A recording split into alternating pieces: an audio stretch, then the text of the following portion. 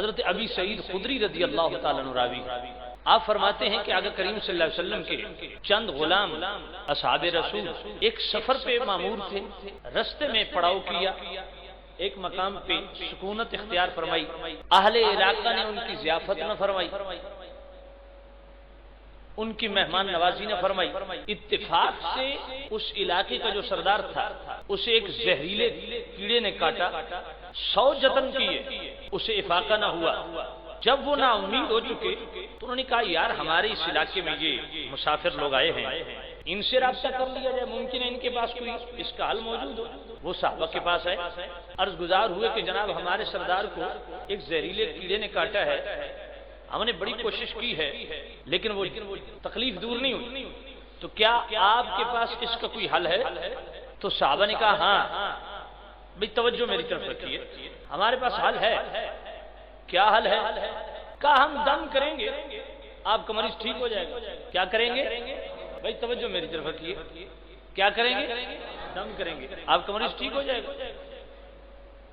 آئیں جی دم کریں۔ انہوں نے کہا ایسے نہیں، پہلے اجرت طے کرو، دم کریں گے لیکن اجرت لیں گے، 30 بکریاں، یہ اجرت طے پائی۔ صحابہ نے کہا ہم 30 بکریاں لیں گے اور پھر دم کریں گے۔ صحابی گئے، انہوں نے سورہ فاتحہ پڑھ کے اسے دم کیا، مریض ٹھیک ہو گئے۔ 30 بکریاں لے کے صحابی اپنے ساتھیوں میں آئے۔ اب صحابہ میں اختلاف پیدا ہو گیا کہ جی سورہ فاتحہ پڑھ کے اس نے دم کیا اور 30 بکریاں اجرت میں لی، یہ ٹھیک نہیں ہے۔ کہا جی اس کا فیصلہ رسول اللہ صلی اللہ علیہ وسلم کریں گے۔ 30 بکریاں لے کے قافلہ سیدھا دربار رسالت میں، یا رسول اللہ یہ کام ہم نے کیا ہے، ہم نے اسے دم کیا وہ ٹھیک ہو گیا، اجرت میں جو طے ہوئی تھی ہم نے 30 بکریاں لی۔ یہ بخاری میں، مسلم میں، جامع الترمذی میں، سنن ابی داؤد میں، سنن ابن ماجہ میں، سب میں حدیث موجود ہے۔ تو یا رسول اللہ صلی اللہ علیہ وسلم یہ 30 بکریاں ہمارے لیے جائز ہے؟ آقا کریم صلی اللہ علیہ وسلم نے فرمایا یہ دم تمہیں کس نے سکھایا؟ یا رسول اللہ آپ نے سکھایا۔ فرمایا آپس میں تقسیم کر لو اور میرا حصہ بھی نکالو۔ پہلی بات تو یہ ثابت ہوئی کہ دم پر اجرت لینا شرعاً جائز۔ کچھ احادیث ایسی بھی ہیں کہ دم پہ اجرت لینا جائز نہیں ہے، وہ احادیث ضعیف ہے۔ یہ جو میں حدیث پڑھ رہا ہوں یہ ضعیف نہیں، صحیح حدیث ہے۔ تو سامع عزیز، دوسرا یہ مسئلہ ثابت ہوا کہ قرآن مجید وہ مؤثر کتاب ہے، اس میں وہ تاثیر ہے کہ اگر صدق دل کے ساتھ یقین رکھتے ہوئے اس کو شافی تسلیم کرتے ہوئے اگر کافر کو بھی دم کیا جائے تو قرآن کی اثر پذیری ظاہر ہوتی ہے۔ سنن ابن ماجہ میں ایک حدیث ہے، حضرت خارجہ بن سلت رضی اللہ تعالیٰ عنہ راوی ہے، کہا میرے چچا مکہ پاک گئے، انہوں نے آقا کریم صلی اللہ علیہ وسلم کی تعلیمات حاصل کی اور اسلام سے متاثر ہو کے اسلام قبول کیا، واپس علاقے میں پلٹے تو لوگ اکٹھے ہوئے، آپ نے یہ مذہب آپ نے قبول کیا؟ کہاں کیا؟ اسلام نام ہے اس کا۔ اچھا تو اس کی حقانیت کی کوئی دلیل؟ انہوں نے کہا تم دلیل کیا چاہتے ہو؟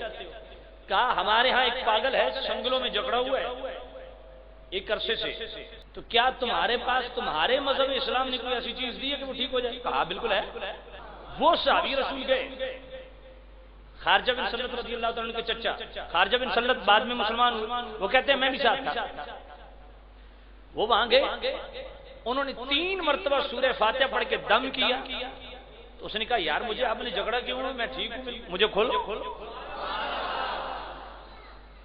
انہوں نے 100 بکریاں انعام میں دی، 100 بکریاں انعام میں۔ وہ 100 بکریاں لے کے سیدھے دربار رسالت میں، یا رسول اللہ یہ 100 بکریاں میں نے دم کیا، 100 بکریاں لی، کیا میرے لیے جائز؟ آقا کریم صلی اللہ علیہ وسلم نے فرمایا لوگ جھوٹے منتروں کی کمائی کھاتے ہیں، تو نے سچے منتر کی۔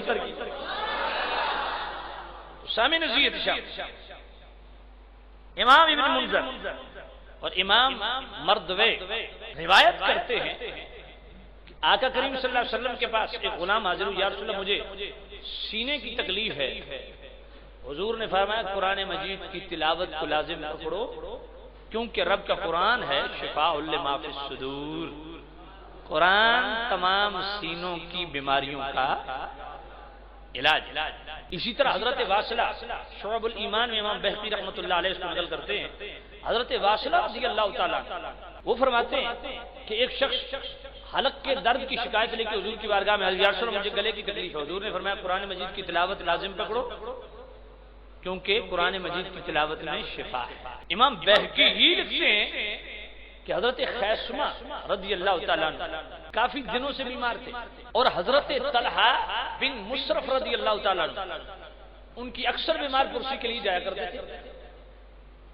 معمول کے مطابق حضرت طلحہ رضی اللہ تعالیٰ عنہ حضرت خیثمہ رضی اللہ تعالیٰ عنہ بیمار پرسی کے لیے گئے تو پہلے سے انہیں تندرست پایا، تو پوچھا کہ آج آپ پہلے کی نسبت صحت مند لگ رہے ہیں؟ کہا میں آج صحت فیل کر رہا ہوں، پہلے سے زیادہ تندرست اپنے آپ کو محسوس کر رہا ہوں۔ کیوں؟ کہا آج میں نے تلاوت قرآن سنی ہے، اس کے اثر سے آج مجھے افاقہ ہے۔